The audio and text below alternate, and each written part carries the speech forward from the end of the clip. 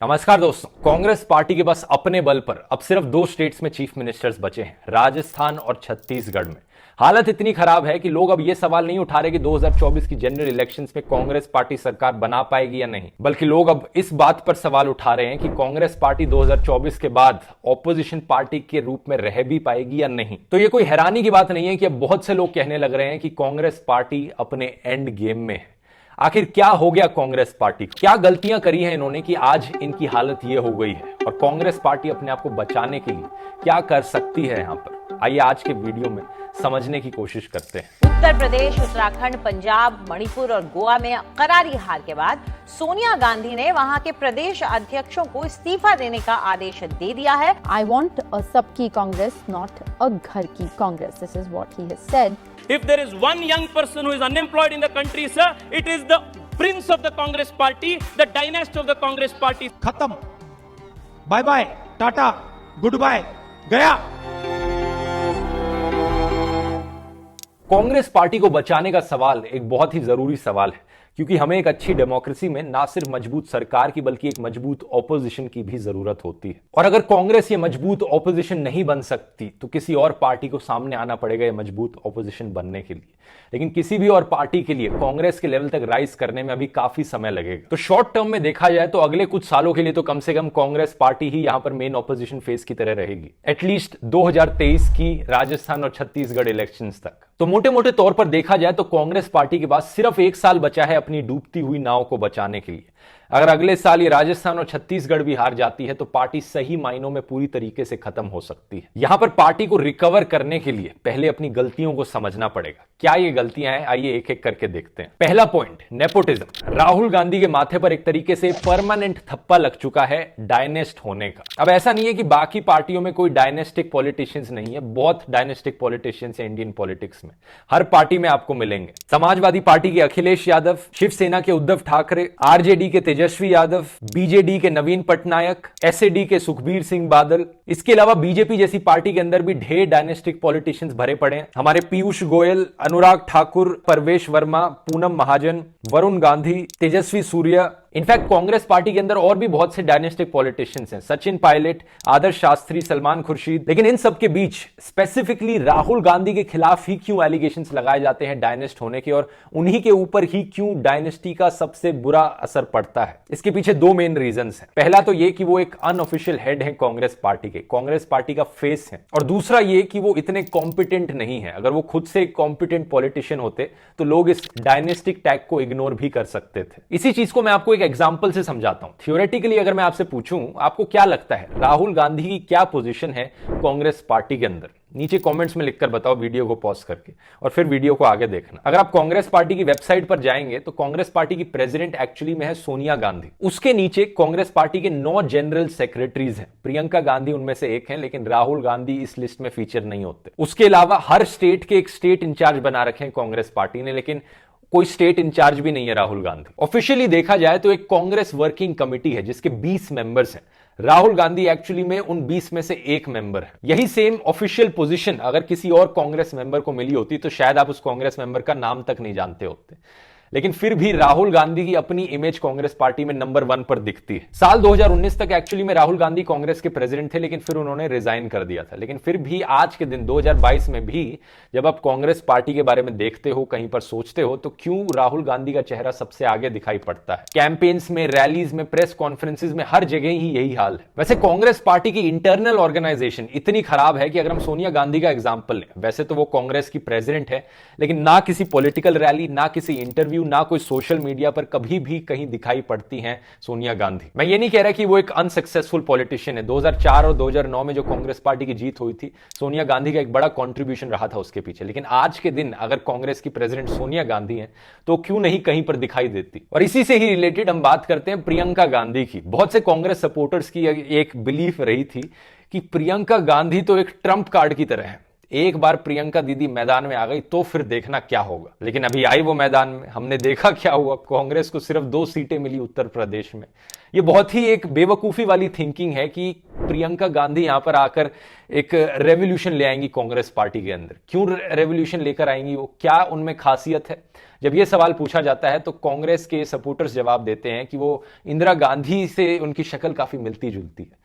बताओ जरा, अगर किसी की शक्ल किसी पॉलिटिशियन से मिलती है, क्या ये रीजन हुआ कॉम्पिटेंस का? इतने लंबे समय तक प्रियंका गांधी को कोई इंटरेस्ट नहीं था पॉलिटिक्स में आने में, तो कोई हैरानी की बात नहीं है कि वो आई जब पॉलिटिक्स में तो वो इतनी अनसक्सेसफुल रही। लेकिन फिर भी बार बार कई कांग्रेस के सपोर्टर्स और कांग्रेस के बाकी लीडर्स इन्हीं 3 लोगों का चेहरा सामने करते रहते हैं बार बार। ये गांधी फैमिली, तो उन्हें हैरान नहीं होना चाहिए कि जब बाकी लोग कांग्रेस को एक पारिवारिक पार्टी बुलाते हैं कि यहां तो सिर्फ एक परिवार का राज चल रहा है इस पार्टी के अंदर, गांधी फैमिली ही चला रही है इस पार्टी को। दूसरा पॉइंट, बाकी लीडर्स कहां हैं कांग्रेस पार्टी के? अगर मैं आपसे कहूं जरा 2 मिनट तक सोचकर देखो, कितने बीजेपी पॉलिटिशियंस के नाम आप याद करके दिखा सकते हो? ढेर सारे नाम आपके दिमाग में आएंगे। नरेंद्र मोदी, अमित शाह, आदित्यनाथ, नितिन गडकरी, लेट अरुण जेटली जी, सुषमा स्वराज, मनोहर पारिकर जी, इसके अलावा राजनाथ सिंह, स्मृति ईरानी, सुब्रमण्यम स्वामी, पीयूष गोयल, जेपी नड्डा, मनोज तिवारी, शिवराज सिंह चौहान, अनुराग ठाकुर, प्रज्ञा ठाकुर, तेजस्वी सूर्य, संबित पात्र और कई और नाम हैं।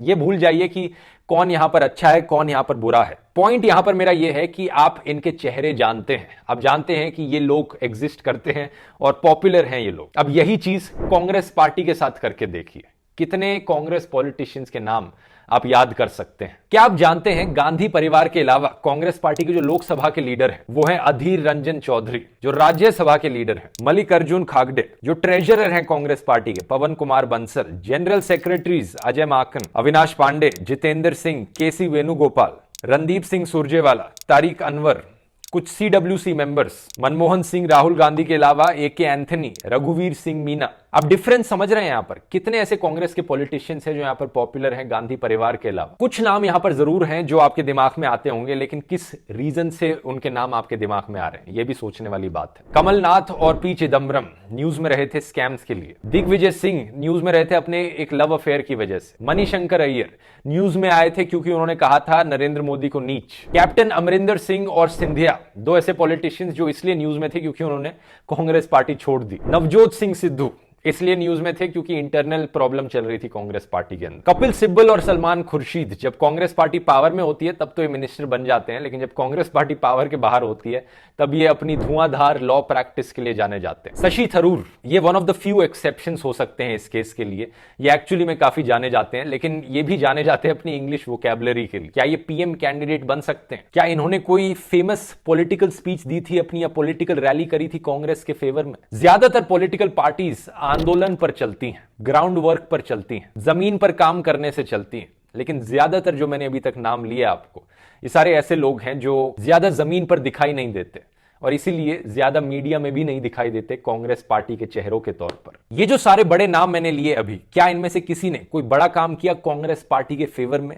कांग्रेस पार्टी को बचाने की कोशिश करी हो? अगर इनमें से किसी को लगा हो कि Rahul Gandhi as a Congress party के फेस सही नहीं है, तो क्या इन्होंने कोशिश करी राहुल गांधी को हटाने की? इन सब सवालों का जवाब मोस्टली ना है। और यही रीजन है कि जब सर्वेस कंडक्ट किए जाते हैं इस चीज को लेकर, जैसे कि 2018, 19, 20 के India today, times group, ABP news, first post, इन सब ने जो सर्वेस किए थे, जब भी पूछा जाता है लोगों से कि कांग्रेस पार्टी में सबसे पॉपुलर लीडर कौन है, तो राहुल गांधी का नाम ही नंबर 1 पर आता है। क्योंकि प्रॉब्लम सिर्फ राहुल गांधी में नहीं है, बाकी की जो कांग्रेस पार्टी है, बाकी के जो बड़े कांग्रेस के लीडर्स हैं, उन्होंने भी कोई ज्यादा मेहनत नहीं करी है यहां पर ऊपर उठने की। और यही रीजन है कि सवाल उठाया जाता है कि अगर गांधी परिवार कांग्रेस पार्टी को छोड़कर निकल गया तो क्या कांग्रेस पार्टी बचेगी भी? जितनी सीटें कांग्रेस पार्टी के पास अभी है लोकसभा में, उतनी भी खत्म हो जाएंगी बिना गांधी परिवार के। ये प्रॉब्लम बाकी और ऑपोजिशन पार्टीज में इस हद तक नहीं है। जैसे कि टीएमसी में महुआ मोइत्रा है, वो जानी जाती है पार्लियामेंट में अपनी फियरी स्पीचेस के लिए, जोरदार भाषण रहते हैं उनके, उनका अपना एक फैन बेस है। इनके अलावा आरजेडी के मनोज झा हैं, जिनकी स्पीचेस काफी वायरल जाती हैं सोशल मीडिया पर। फिर चंद्रशेखर आजाद हैं, हालांकि उन्हें ज्यादा वोट नहीं मिले यूपी के इलेक्शंस में, लेकिन ग्राउंड पर तो कम से कम दिखाई देते हैं, चेहरे के तौर पर तो सामने आते हैं कम से कम। ऐसे ही आम आदमी पार्टी में केजरीवाल के अलावा भगवंत मान है, मनीष सिसोदिया है, संजय सिंह है, ऐसे चेहरे जिनकी अपनी पहचान है, जो अपने बल पर पॉपुलर हो सकते हैं, अपना एक अलग फैन बेस बना सकते हैं। अब पता है क्या, कांग्रेस पार्टी में भी कुछ ऐसे नाम जरूर सामने आते हैं जैसे कि कन्हैया कुमार। रिसेंटली इन्होंने कांग्रेस ज्वाइन करी है, लेकिन यूट्यूब पर, सोशल मीडिया पर ये बहुत पॉपुलर रहे हैं, बहुत सारे लोग इन्हें जानते हैं। इसके अलावा दीपेंद्र हुड्डा और सचिन पायलट। फिर हैं गौरव वल्ला, जो पब्लिक के सामने पॉपुलर हुए थे जब इन्होंने संबित पात्रा से पूछा कि 5 ट्रिलियन में कितने जीरोज होते हैं, और उसके बाद से ही ये न्यूज चैनल्स पर काफी फेमस रहे हैं अपनी डिबेट्स में। फिर हैं B V Srinivas, president of youth Congress. इन्हें ऑक्सीजन मैन बुलाया गया था जब कोविड में इन्होंने बहुत मदद करी थी लोगों की ऑक्सीजन सिलेंडर्स देने में। लेकिन प्रॉब्लम क्या है, कांग्रेस पार्टी ने इन लोगों की पॉपुलैरिटी को लेवरेज ही नहीं किया, इन्हें इतना ऊपर उठने ही नहीं दिया गया। क्या इनमें से किसी भी इंसान का चेहरा कांग्रेस पार्टी ने ओपनली इस्तेमाल किया किसी भी कैंपेन पर, पॉलिटिकल रैलीज में? और दूसरी प्रॉब्लम यह है कि इतने ज्यादा ऐसे लोग नहीं है कांग्रेस पार्टी के अंदर, लेकिन जितने भी हैं इन्हें और उठने देना बहुत जरूरी है यहां पर, अगर कांग्रेस पार्टी को रिवाइव करना है तो। हर जगह गांधी परिवार को आगे करने की जगह ये जो नए लीडर्स हैं इन्हें आगे करना पड़ेगा, और ऐसे नए लीडर्स को ढूंढना पड़ेगा कांग्रेस पार्टी को। अब तीसरा पॉइंट, राहुल गांधी रिलेटेड एक और प्रॉब्लम है कांग्रेस पार्टी में। अगर राहुल गांधी सही में एज अ फेस रहना चाहते हैं कांग्रेस पार्टी के, तो उन्होंने सफिशिएंट काम नहीं किया है उसको लेकर। साल 2000 में राहुल गांधी 30 साल के थे। क्या यह बेहतर नहीं होता कि वो तभी से ही शुरू हो जाते अपना एक पॉलिटिकल करियर बनाने में, किसी स्टेट में कैंपेन करते, चीफ मिनिस्टर बनते किसी एक स्टेट के? लेकिन ऐसा उन्होंने नहीं किया। फिर 2004 में जब कांग्रेस की सरकार बनी सेंटर में, मनमोहन सिंह प्रधानमंत्री बने, तो राहुल गांधी कोई कैबिनेट मिनिस्टर बन सकते थे, कोई उन्हें मिनिस्ट्री दी जा सकती थी जिसमें वो अपना काम करके दिखाते, लेकिन ये भी उन्होंने नहीं किया। फिर 2009 में जब फिर से कांग्रेस की सरकार बनी, जो 4 टॉप मिनिस्ट्रीज हैं, होम, फाइनेंस, डिफेंस और एक्सटर्नल अफेयर्स, शायद इनमें से कोई एक मिनिस्ट्री दी जा सकती थी राहुल गांधी को, लेकिन यह भी नहीं किया उन्होंने। इंस्टेड साल 2004 में राहुल गांधी ने अपनी पॉलिटिक्स में एंट्री मारी अमेठी से इलेक्शंस जीतकर, जो कि एक पारिवारिक सीट थी, जो गांधी परिवार वैसे ही उस सीट को जीतता आ रहा था। उसके बाद सितंबर 2007 में राहुल गांधी को चेयरमैन बनाया गया इंडियन यूथ कांग्रेस का, एक ऐसी पोजीशन जो सिर्फ राहुल गांधी के लिए ही बनाई गई थी। यह पोजीशन उनसे पहले एग्जिस्ट नहीं करती थी। उसके बाद साल 2013 में इन्हें कांग्रेस पार्टी का वाइस प्रेसिडेंट बनाएगा, एक और ऐसी पोजीशन जो सिर्फ इन्हीं के लिए बनाई गई। ये पोजीशन भी इनसे पहले एग्जिस्ट नहीं करती थी। और साल 2017 में जब ये कांग्रेस पार्टी के प्रेसिडेंट बने, तो इस वाइस प्रेसिडेंट की पोस्ट को खत्म कर दिया गया। तो जब भी बात आई अपने आप को साबित करने की, अपने आप को एक पीएम कैंडिडेट बनाने की, राहुल गांधी इसमें हमेशा फेल रहे। इनफैक्ट उन्होंने कभी इतना भी कॉन्फिडेंस नहीं दिखाया कि वो अपने आप को एक पीएम कैंडिडेट बुला पाते। अगर उन्हें इंटरेस्ट था तो उन्हें इंटरेस्ट दिखाना चाहिए था, अगर नहीं था इंटरेस्ट तो ये तो लोगों को दिख ही जाता है। चौथी प्रॉब्लम, अगर हम इन 2 बड़े पॉइंट्स को इग्नोर भी कर दें, राहुल गांधी का डायनेस्ट होना, राहुल गांधी का कोई पास्ट एक्सपीरियंस ना होना, यहां पर एक और प्रॉब्लम उभर कर आती है कि अगर राहुल गांधी सही में चेहरे हैं कांग्रेस पार्टी के, तो वो कहीं दिखाई क्यों नहीं देते ट्विटर के अलावा? अब जोरदार ट्वीट करना बहुत आसान होता है, लेकिन एक्चुअली में ग्राउंड पर आकर किसी आंदोलन में पार्टिसिपेट करना, ये राहुल गांधी ने ना के बराबर किया है। माना कि मीडिया बायस्ड है, लेकिन बहुत से डिजिटल मीडिया पब्लिकेशंस भी हैं जहां पर राहुल गांधी जा सकते हैं इंटरव्यू देने, लेकिन सिर्फ इलेक्शन के पहले, 2019 की इलेक्शन के पहले वो दिखे थे वहां पर, उसके अलावा कभी नहीं दिखे। उनका फेसबुक है, इंस्टाग्राम है, जहां पर वो अपने वीडियोस बनाकर डाल सकते हैं उन इश्यूज के बारे में जिनके बारे में वो फील करते हैं। किताबें लिख सकते हैं, किताबें नहीं लिखनी तो कोई ब्लॉग लिख सकते हैं, कुछ भी ऐसा कर सकते हैं जिससे कि पता लगे कि कोई एक इशू है जिसको लेकर वो सही में फील करते हो। लेकिन ट्विटर के जरिए दिखता है कि एक इशू आया, राहुल गांधी ने एक ट्वीट किया सरकार के खिलाफ, बात खत्म। अगला इशू आया, फिर ट्वीट, फिर बात खत्म। किसी भी एक इशू को सिंसियरली फॉलो नहीं किया डेडिकेटेड होकर राहुल गांधी ने। ना कोई भूख हड़ताल करी, ना कोई पदयात्रा करी, ना ही किसी आंदोलन के फेस बने हो। आंदोलन में पार्टिसिपेट करना आसान है, लेकिन उन्हें फेस बनना चाहिए, क्योंकि वो कांग्रेस पार्टी के फेस हैं यहां पर। ये सब नहीं हुआ। शायद थोड़ा कुछ राहुल गांधी अपने पूर्वजों से ही सीख सकते हैं, जैसे कि जवाहरलाल नेहरू, जिन्होंने इतनी बढ़िया किताब लिखी थी द डिस्कवरी ऑफ इंडिया। ये किताब इतनी पॉपुलर हुई थी कि दुनिया भर के लोगों ने जवाहरलाल नेहरू को एज अ राइटर प्रेस किया था। जवाहरलाल नेहरू खुद देश की सैर करने निकले थे और अपनी ऑब्जर्वेशंस को लेकर एक किताब लिखी थी। 5वां पॉइंट, राहुल गांधी को एक मार्केटिंग का बंदा हायर करना चाहिए और थोड़ा बहुत नरेंद्र मोदी से सीखना चाहिए पीआर को लेकर। उन्हें सीखना चाहिए कि कैसे पीआर जनरेट की जा सकती है और हर चीज को कैसे एक इवेंट बनाया जा सकता है। क्रिकेटर्स को फिटनेस चैलेंज देना, एक्टर्स और सेलिब्रिटीज के साथ फोटोज खिंचाना, इंस्टाग्राम स्टार्स के साथ अपनी मन की बात करना और मार्टियर्ड सोल्जर्स की फोटोज का इस्तेमाल करना वोट्स मांगने के लिए। एक्चुअली इतना ज्यादा भी सीखने की जरूरत नहीं है, ये तो थोड़ा ज्यादा ही हो जाएगा, लेकिन कुछ हद तक तो जरूर सीखा जा सकता है। विद्या बालन का एक बड़ा फेमस डायलॉग था एक पिक्चर से, फिल्म केवल 3 चीजों से चलती है, एंटरटेनमेंट, एंटरटेनमेंट और एंटरटेनमेंट। आजकल की पॉलिटिक्स में ये चीजें भी काफी हद तक सच बन गई हैं। एक योगा वीडियो बनाकर डालना, पीकॉक्स को खाना खिलाना और उसका वीडियो डाल देना, चश्मे पहनकर मेडिटेशन करना, ये सारी चीजें आजकल लोगों को पसंद आती हैं और कुछ हद तक तो राहुल गांधी को भी करनी चाहिए अगर वो अपनी इमेज बेटर करना चाहते हैं तो। अगला पॉइंट, एक फंडामेंटल प्रॉब्लम जो कांग्रेस पार्टी के अंदर एग्जिस्ट करती है, अगर राहुल गांधी को साइड में भी रख दिया जाए तो कांग्रेस पार्टी ना तो ढंग से नैरेटिव्स को काउंटर कर पाती है, ना ही अपना नैरेटिव बिठा पाती है मीडिया के अंदर। अब मैंने काफी बार ये कहा है, इसमें एक बहुत बड़ा कंट्रीब्यूशन रहता है हमारे बिकाऊ मीडिया का, जो हमेशा बीजेपी को फेवर करता है, सारे टीवी चैनल्स। लेकिन इसको भी साइड में अगर रख दिया जाए, कांग्रेस पार्टी अपनी तरफ से भी ज्यादा कोशिश नहीं करती अपना नैरेटिव बिठाने की। इसका अगर एक एग्जांपल बताऊं तो रिसेंटली एक ऋषि अलवी की स्पीच वायरल हुई थी, जिसमें उन्होंने कहा था कि रामायण में जब हनुमान संजीवनी बूटी लेने गए थे लक्ष्मण के लिए, रावण हनुमान को डिले करना चाहते थे, तो उन्होंने एक राक्षस को भेजा था जो एक साधु के रूप में आया था और राम का नाम बोलना शुरू कर दिया उस राक्षस ने। जब हनुमान उनके पास आए तो एक क्रोकोडाइल ने हनुमान को कहा कि अपने आप को डिले मत करो। हर वो आदमी जो राम का नाम लेता है, जरूरी नहीं कि वो संत हो, कुछ लोग राक्षस भी हो सकते हैं। ये बात बिल्कुल सही है, इसमें कुछ भी गलत नहीं कहा गया। लेकिन इन आईटी सेल वालों ने क्या किया, बीजेपी के लोगों ने इनकी स्पीच का आखिरी पार्ट काटकर व्हाट्सएप पर सर्कुलेट करना शुरू कर दिया और कहने लग गए, ये देखो कांग्रेस के पॉलिटिशियंस कितने एंटी हिंदू हैं। कह रहे हैं देखो राम के लिए कैसे शब्दों का प्रयोग कर रहे हैं, कहते हैं कि जो भी आदमी राम का नाम लेगा वो एक राक्षस है। इस तरीके से ये वीडियो को कट करके चलाते हैं और फिर ये बीजेपी की जो वेबसाइट्स हैं ये हेडलाइंस चलाती हैं कि देखो कांग्रेस कितनी एंटी हिंदू पार्टी है। तो इस सब के बीच कांग्रेस ने क्या किया इस नैरेटिव का काउंटर करने के लिए?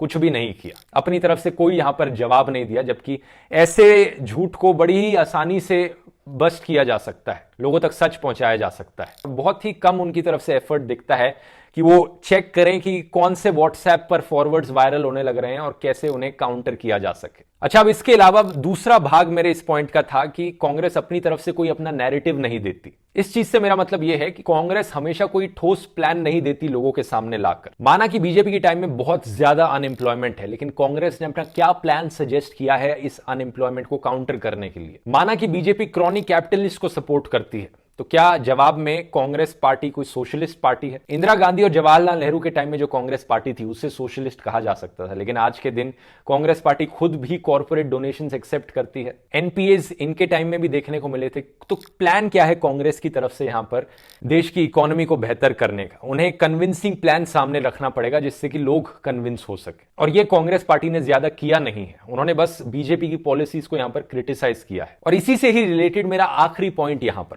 कांग्रेस पार्टी की सरकार इतने टाइम से इतने स्टेट्स में बनी रही थी, किसी भी एक स्टेट को क्या मॉडल स्टेट की तरह बनाया कांग्रेस पार्टी ने कि एक स्टेट में उन्होंने इतना अच्छा काम किया हो कि वो साफ साफ दिखने लगे लोगों को और लोग उस एक स्टेट के काम को देखकर इतना प्रभावित हों कि वो कहें कि हम भी अपनी स्टेट में अब कांग्रेस पार्टी को वोट देना चाहते हैं। पंजाब को उन्होंने 5 साल तक रूल किया, क्या पंजाब में अनएम्प्लॉयमेंट और ड्रग्स का इशू सॉल्व हो पाया? कुछ भी इंप्रूवमेंट देखने को मिला पंजाब में? इसके कॉन्ट्रास्ट में आम आदमी पार्टी ने इसी पॉइंट पर बहुत ज्यादा फोकस किया कि दिल्ली को यहां पर एक मॉडल स्टेट की तरह बनाया जाए, इतना अच्छा काम किया जाए कि पंजाब में भी अब लोग उन्हें वोट दें। और अब वो यही चीज शायद पंजाब में भी टारगेट करेंगे कि फुल स्टेट अब उन्हें मिली है, तो वो ऐसा काम करके दिखाएं कि बाकी स्टेट के लोग भी प्रभावित हो उन्हें वोट देने पर। कांग्रेस पार्टी के पास भी अभी अपॉर्चुनिटी बची है, 1 साल है उनके पास। राजस्थान और छत्तीसगढ़ 2 जगहों पर उनकी सरकार है। क्या वो इस 1 साल में कुछ ऐसा काम करके दिखा सकते हैं कि अगले साल राजस्थान और छत्तीसगढ़ में रहने वाले लोग फिर से कांग्रेस पार्टी के लिए वोट करें? यही देखने वाली बात होगी। ये वीडियो मेरी राय थी इस पूरे इशू पर। यहां पर आपकी क्या राय है कि कांग्रेस पार्टी की क्या गलतियां रही हैं, कांग्रेस पार्टी कैसे रिवाइव कर सकती है? नीचे कमेंट्स में लिखकर बताइए, मैं भी बड़ा इंटरेस्टेड हूं आपकी राय सुनने में यहां पर। और वीडियो पसंद आया तो और ऐसे वीडियोस आप यहां पर इस प्लेलिस्ट में देख सकते हैं जो हिस्ट्री के ऊपर है देश की। मिलते हैं फिर अगले वीडियो में। बहुत बहुत धन्यवाद।